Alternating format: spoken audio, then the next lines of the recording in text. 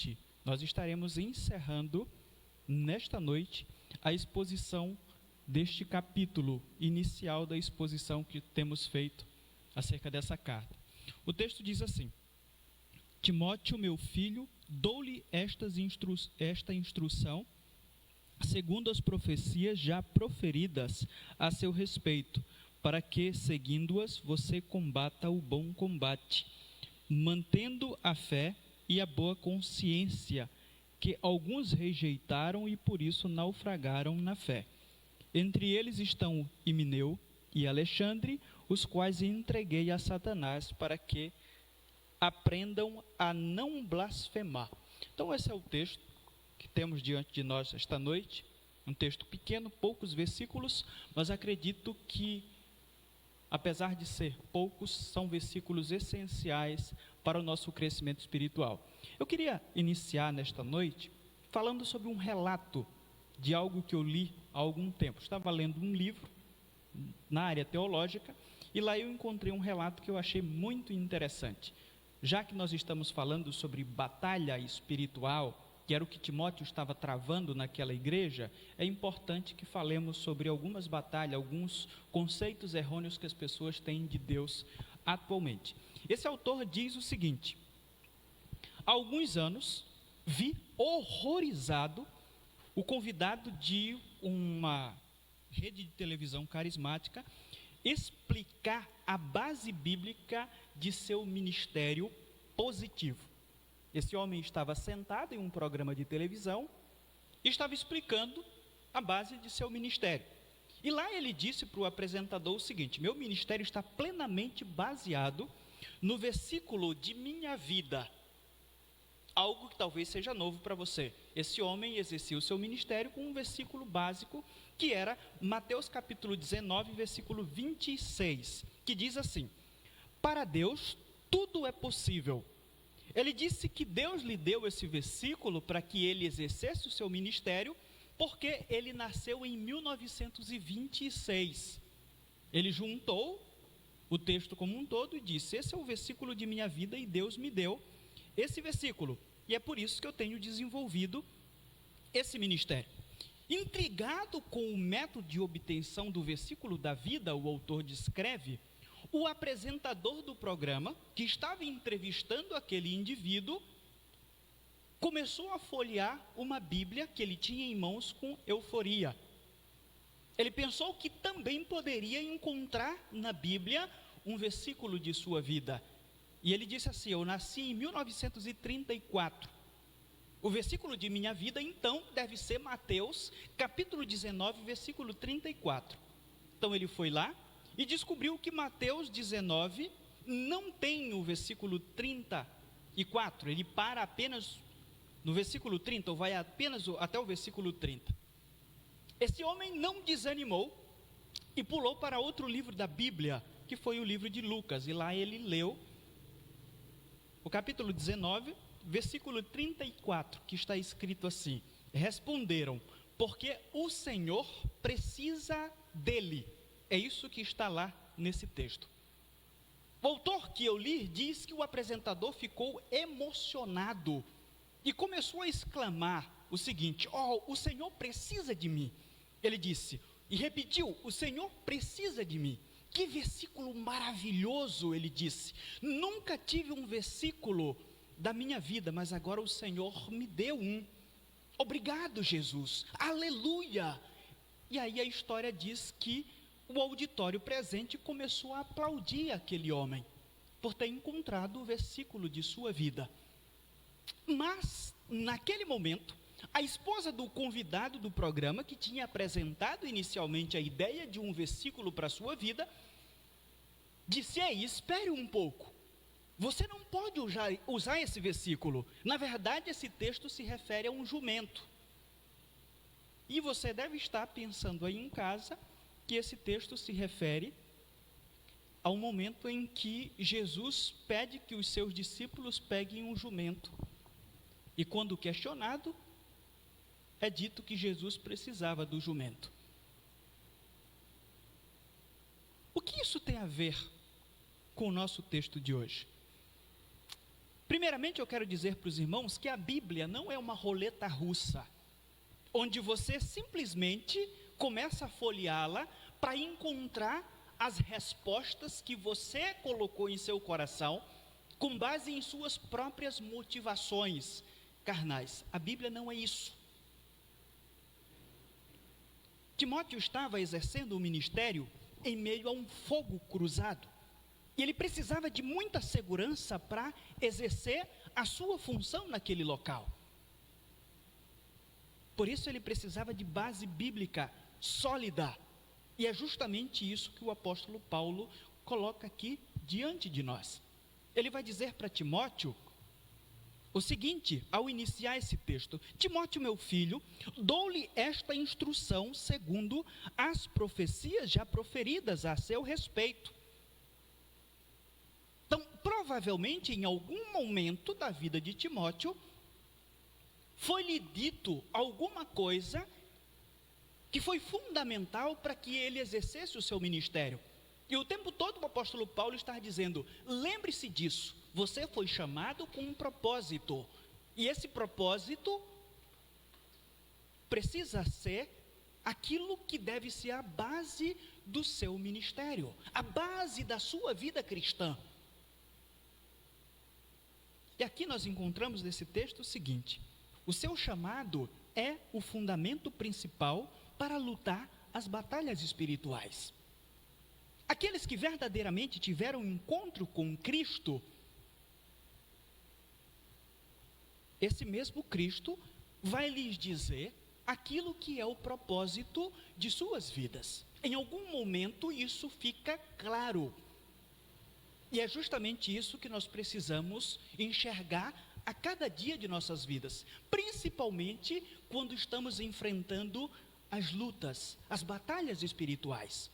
Quando nós olhamos para o versículo 18, Paulo vai dizer para Timóteo que ele deve combater firmemente, com base naquilo que ele foi chamado. Mais uma vez o texto diz: Timóteo, meu filho, dou-lhe esta instrução segundo as profecias já proferidas a seu respeito, para que seguindo-as você combata o bom combate. Então, a base do ministério de Timóteo é justamente o seu chamado, aquilo que Deus queria para a sua vida. Mais uma vez, nós acreditamos plenamente que cada ser humano foi chamado por Deus para glorificá-lo. E dentro dessa ideia geral de glorificação ao Senhor, o Senhor nos deu os dons para que nós possamos glorificá-lo. E Ele nos, a cada dia, está lembrando que aquilo que eu preciso desenvolver para glorificá-lo, aquilo é a base do meu chamado. A palavra ordenar apareceu no versículo 3, quando nós fizemos a exposição do versículo 3. E aqui ela se repete outra vez. Essa palavra, eu disse lá quando eu fiz a exposição do texto, era um termo militar naquela época. E significa mandar, ordenar, instruir ou passar ordens de um para o outro. Em suma, essa palavra significa dar ordens severas a alguém. E é justamente isso que Paulo está colocando aqui diante de Timóteo, quando mais uma vez ele lembra a missão daquele homem naquela igreja que estava passando por aquele problema difícil. Juntamente com a palavra ordem, aparece a palavra confiar. A palavra confiar aqui significa uma espécie de figura bancária, ou faz alusão à figura bancária de alguém que depositava certa quantia nas mãos de outra pessoa, para que essa pessoa cuidasse com o mais profundo cuidado possível. É isso que Paulo está dizendo para Timóteo: eu te dei uma ordem e também te dei algo para que você pudesse guardar. A ordem de Paulo vinha da autoridade de um apóstolo que via o tremendo mal que a falsa aplicação da lei poderia causar na vida da igreja. A ordem de Paulo a Timóteo vinha da autoridade de um apóstolo que via o tremendo mal que ensinos e comportamentos antibíblicos estavam causando na vida da igreja de Cristo. Por isso, trata-se de uma ordem severa. Você precisa combater isso. Você precisa ir lá e acabar com o que está acontecendo ali. Por isso eu te confiei essa missão como um fiel depositário. Algo que só fazemos com alguém que de fato nós confiamos. A base da confiança de Paulo é o chamado de Timóteo, que está expressado no texto. Todas as instruções que o apóstolo deu não eram assuntos novos. Ele lembra: eu não estou te confiando algo que seja novo. Você tem capacidade para desenvolver isso, porque você tem o dom, você foi chamado por Deus para fazer isso. Timóteo havia sido devidamente separado por Deus para lutar aquela luta. É isso que está sendo dito aqui. O texto em grego pode ser traduzido da seguinte forma: firmando-se nas profecias feitas a teu respeito, lute como um soldado, lute essa guerra como um soldado, porque você foi chamado para isso. Pensemos de uma forma simples e bem objetiva sobre o que Paulo está dizendo. Neste texto, ele está dizendo: meu filho Timóteo, tenha coragem para lutar, vista-se adequadamente, pegue a sua espada e cumpra as minhas ordens, vá à guerra. Você foi preparado e você também foi chamado para isso. Esses eram os princípios básicos e fundamentais para um soldado naquela época. Esse texto me fez lembrar de Atos capítulo 20, do versículo 13 ao versículo 38. Está escrito lá, está registrado, que Paulo se despediu dos presbíteros da igreja de Éfeso. E o texto faz uma referência aos presbíteros em forma plural, dando a entender que era um grupo de indivíduos bem razoável. Em 1 Timóteo capítulo 3, do versículo 1 ao versículo 7, temos registrado uma ordem de Paulo que Timóteo organizasse a liderança da igreja para lutar contra os falsos mestres. Eu fiquei me perguntando o seguinte: para onde foram aqueles líderes que se reuniram com Paulo lá em Atos capítulo 20? Para onde foram aqueles líderes que ouviram o seu discurso e até choraram com ele naquela despedida? Ao que parece, boa parte já tinham mudado de lado. Agora, eles eram inimigos de Paulo e inimigos de Timóteo. Eles lutavam contra Paulo e contra Timóteo. Tornaram-se adversários ferrenhos do verdadeiro evangelho cerca de 6 a 8 anos depois que se despediram chorando do apóstolo Paulo. Definitivamente Timóteo era minoria naquela igreja. Ele estava lutando ou travando aquela guerra praticamente só.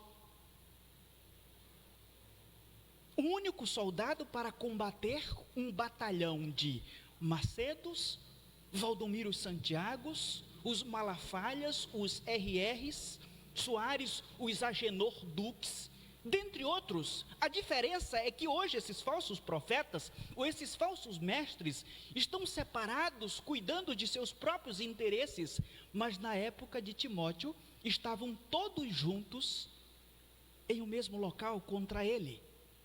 Em meio ao fogo travado no ministério que Deus te vocacionou, Paulo está lembrando a Timóteo e lembra também a nós, que encontraremos amparo na forma como nós fomos chamados, na forma como Deus esclareceu para mim que aquele era o meu dom, que Ele queria que eu o servisse daquela forma. Esse é um ponto crucial de nossas vidas. Você encontrará forças para continuar em pé Paulo vai lembrar para todos nós e para Timóteo, porque lembrará quem te chamou e para que esse alguém te chamou, para você estar fazendo aquilo que está fazendo, independentemente de você ser minoria. Paulo lembra, Deus estará com você. Olhando para o texto, a gente vai perceber que Paulo vai deixar muito claro, não se vence batalha sem armas. E para o nosso contexto também entendemos, não se vence batalhas sem armas. A primeira arma que Paulo faz Timóteo lembrar é a fé. Esse combate precisa ser vencido com uma arma, e essa arma é a fé. Ele diz, mantém a fé. E aqui eu quero lembrar aos irmãos que nós corremos um grande risco de pregarmos a boa ortodoxia, de defendermos as boas doutrinas, de nos gloriarmos de sermos batistas, mas não termos uma fé genuína em Cristo. É possível isso, é perfeitamente possível. O soldado de Cristo precisa cuidar de si mesmo, ele precisa investir em sua vida espiritual e pessoal. Paulo está falando isso a Timóteo. Mantenha a fé. Lute com essa arma. Ele não pede, olha, faça com que os outros mantenham a fé. Você, principalmente, precisa manter a fé. Na segunda carta, Paulo também fala a Timóteo sobre o ter cuidado de si mesmo. Nós precisamos refletir sobre isso, justamente para que não sejamos apenas bons defensores de boas doutrinas, porque só isso não será suficiente para nos mantermos em pé. Nós precisamos vivenciar todos os dias o envolvimento profundo com as doutrinas que defendemos. Elas não podem ficar apenas no livro, ou nos livros, ou no próprio livro principal que é a Bíblia. A fé em Cristo não pode ser vacilante. Devemos lembrar, ela faz parte da doutrina que defendemos. Pela fé, por exemplo, cremos na Bíblia. Pela fé, cremos em Deus. Pela fé, cremos em Deus Pai. Pela fé, cremos em Deus Filho. E pela fé, cremos em Deus Espírito Santo. É a fé que nos faz crer nessas coisas que são fundamentais para termos uma vida cristã equilibrada. Fé e doutrina não podem ser separadas. Se você começar a duvidar, mesmo que esteja próximo de Cristo, assim como Pedro, vai afundar. É assim que funciona, e é por isso que Paulo diz, mantenha a fé, não apenas combata, você precisa manter a sua fé. Se não mantivermos a fé em todas as lutas que travamos diariamente, não chegaremos ao final de nossa missão como bons soldados de Cristo. Temos que lembrar. Ele também fala sobre manter a boa consciência, que alguns rejeitaram e por isso naufragaram na fé. Em poucas palavras, Paulo está dizendo a Timóteo que ele deve viver o que prega. Isso é fundamental, que ele deveria viver em conformidade com os ensinos e doutrinas que defendia e pregava, que deveria esmerar-se por praticá-las. William Berkeley, falando sobre esse texto, diz assim: nossa mensagem perdeu sua virtude se nossa consciência nos condenar enquanto falamos. Mais uma vez, nossa mensagem perdeu sua virtude se nossa consciência nos condenar enquanto falamos. A nossa vida é a maior mensagem que levamos aos outros. Não há como desvincular isso. Nós cobramos padrões, O tempo todo nós estamos cobrando padrões. Por isso que quando um policial mata alguém, repercute mais do que quando um bandido mata. Por exemplo, de um bandido nós já esperamos que ele assalte, que ele cometa algum assassinato, cometa todos os tipos de crimes possíveis a um ser humano. Mas quando nós pensamos nos policiais, nós pensamos em pessoas que estão aí para defender a sociedade. Eles estão lá com esse objetivo. Nós cobramos padrões e cobramos um alto padrão daqueles que nós esperamos alguma coisa. Por isso que nós cobramos muito dos políticos, porque nos representam e nós esperávamos que fossem um exemplo para todos. Cobramos dos pastores, porque achamos ou colocamos na nossa cabeça que esses caras espiritualmente devem estar acima de nós. Em espiritualidade, em conhecimento bíblico, é assim que somos. Dificilmente nós aceitaríamos em uma academia termos um acompanhamento com uma personal ou um personal obeso, porque esperamos que essa pessoa tenha um padrão, seja um exemplo para nós. É assim que fazemos, ainda mais se tratando do Evangelho. Nós representamos Cristo, precisamos lembrar disso. Nós defendemos verdades eternas e imutáveis. Não temos como fugir dessa responsabilidade, da responsabilidade de sermos exemplo para os outros. Por isso, Paulo diz a Timóteo: mantenha a fé e mantenha a boa consciência, que alguns perderam nessa caminhada.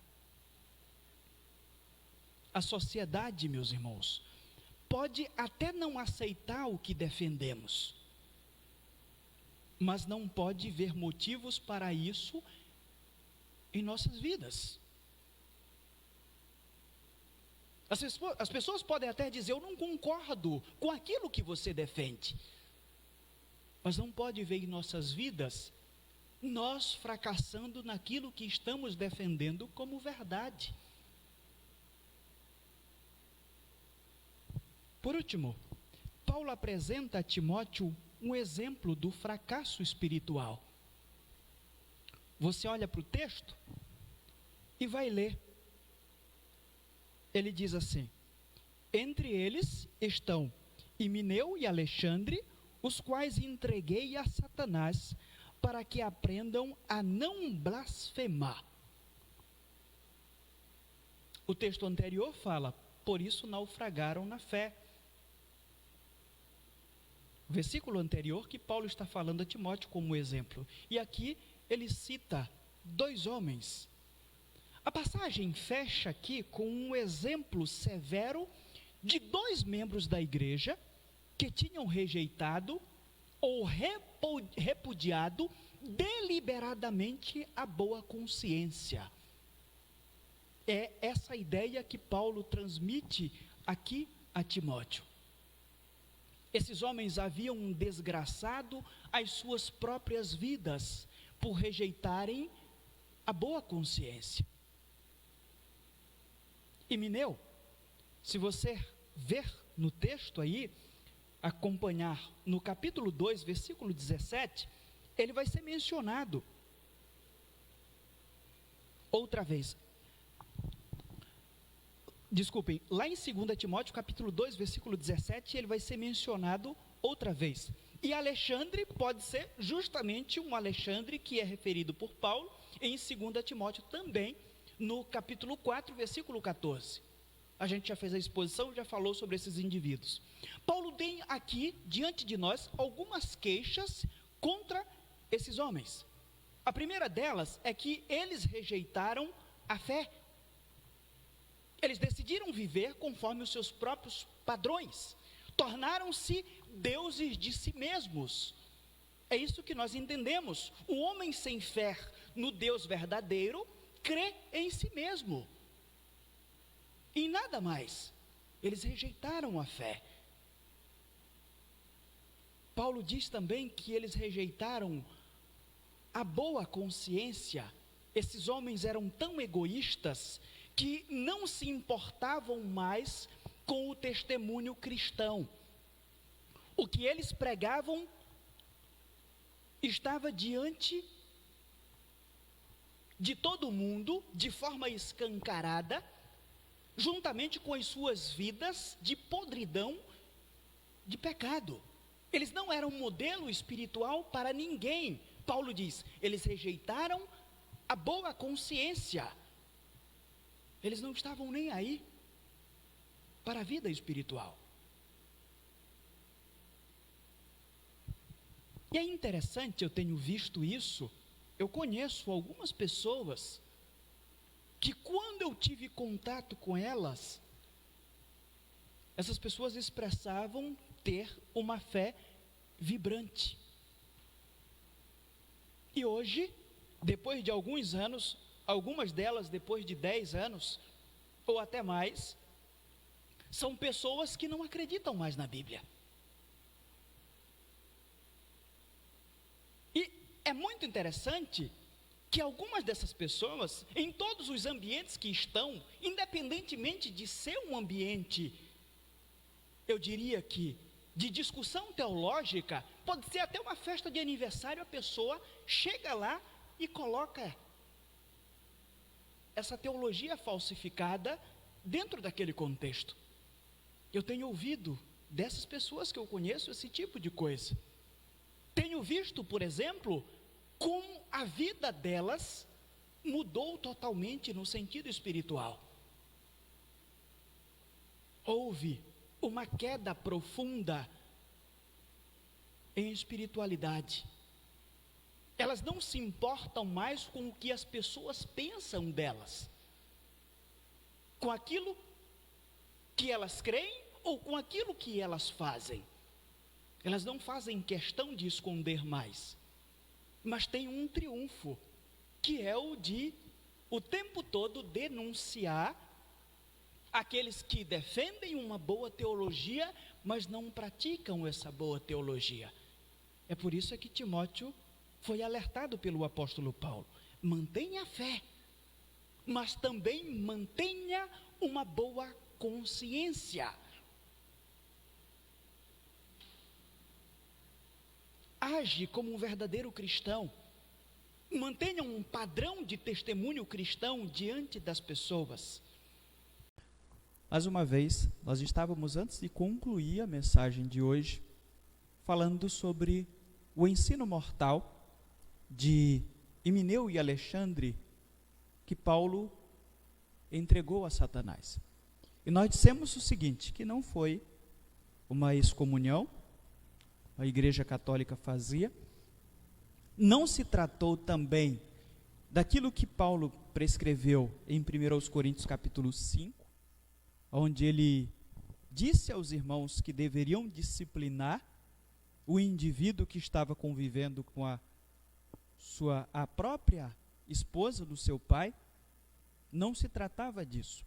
A gente conclui aqui sobre essa ideia de entregar Satanás como sendo um poder que só os apóstolos tinham.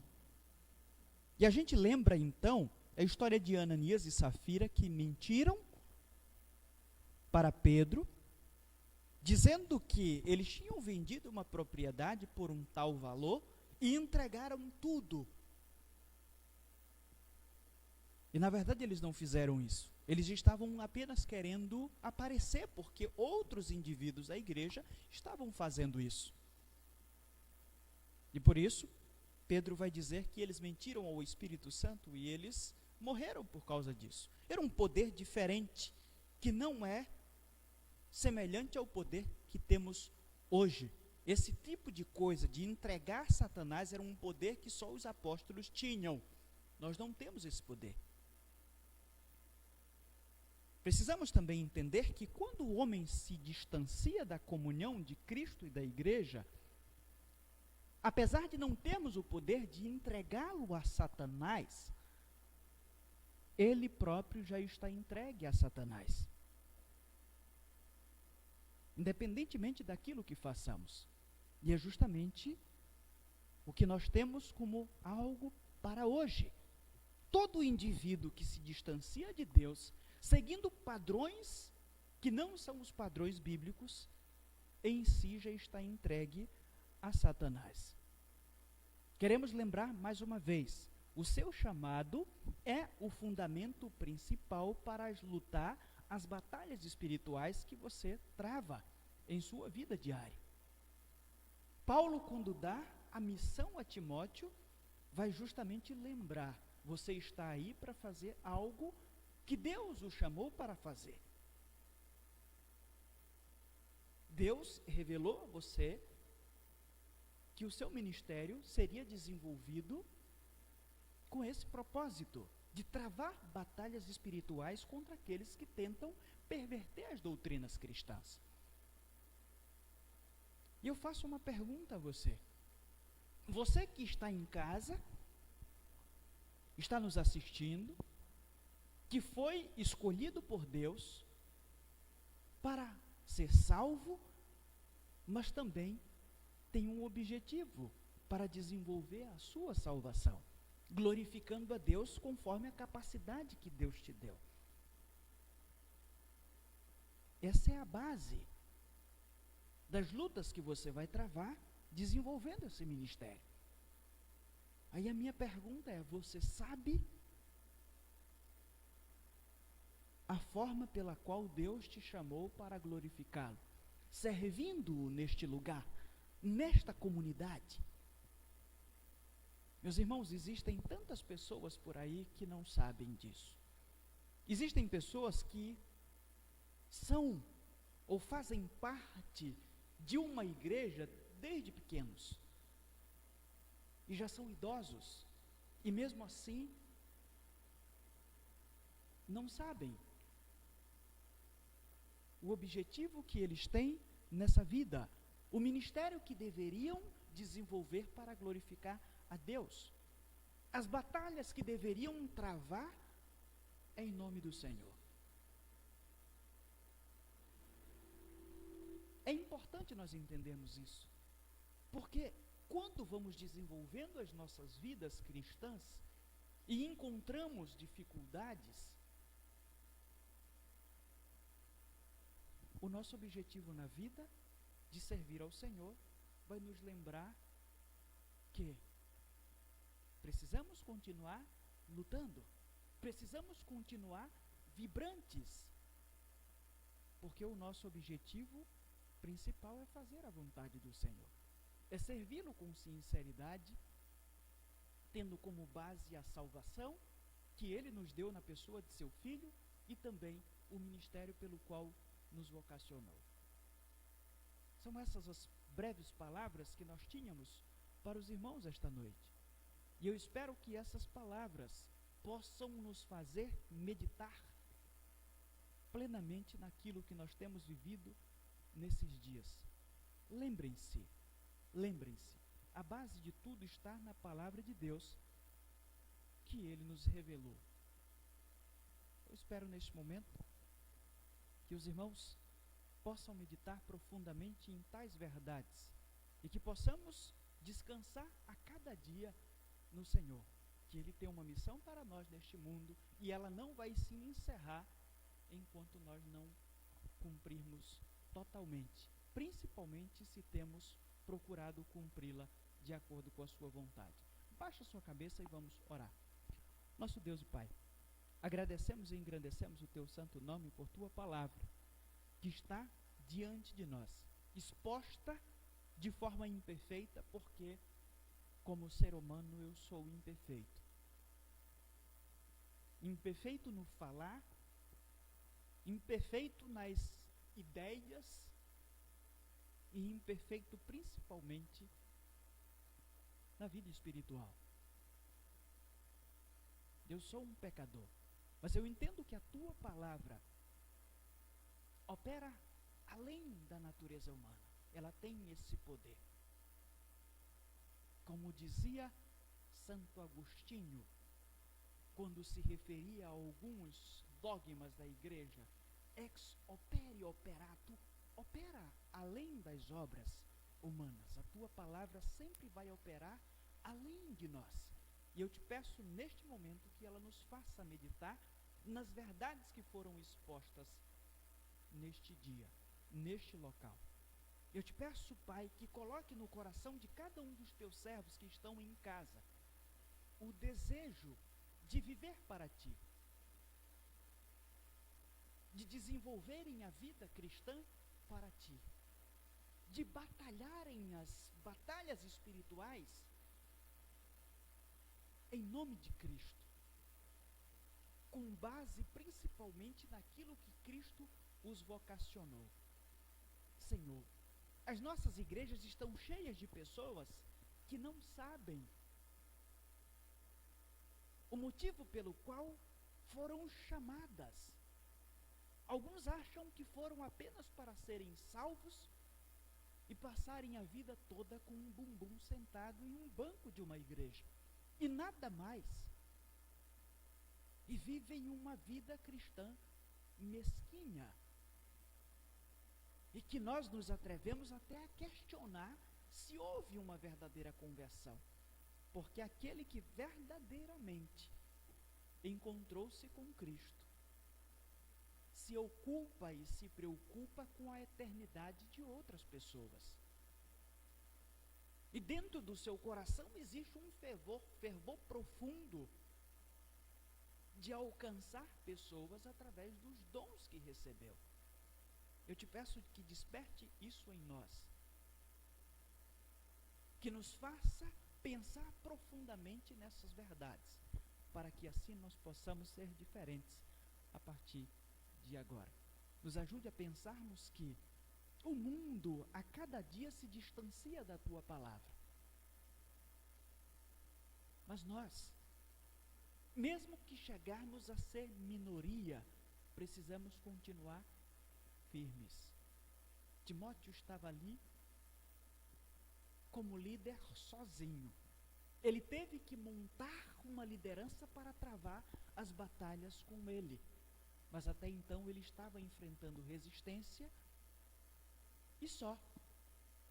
Provavelmente estava desanimando, mas Paulo lembra que ele foi chamado para aquilo e precisava usar isso como base de seu ministério. Eu te peço, Pai, que a cada dia a tua igreja pense assim. Nós temos uma missão neste mundo. Nós fomos chamados para batalharmos espiritualmente, a vivermos uma vida cristã de santidade e também anunciarmos Cristo a esse mundo. Mesmo que o mundo não queira, essa é a nossa missão. Nós fomos chamados para isso e precisamos continuar firmes nesse propósito para o louvor da tua glória. É o que nós pedimos. Em nome de Jesus nós te agradecemos. Amém.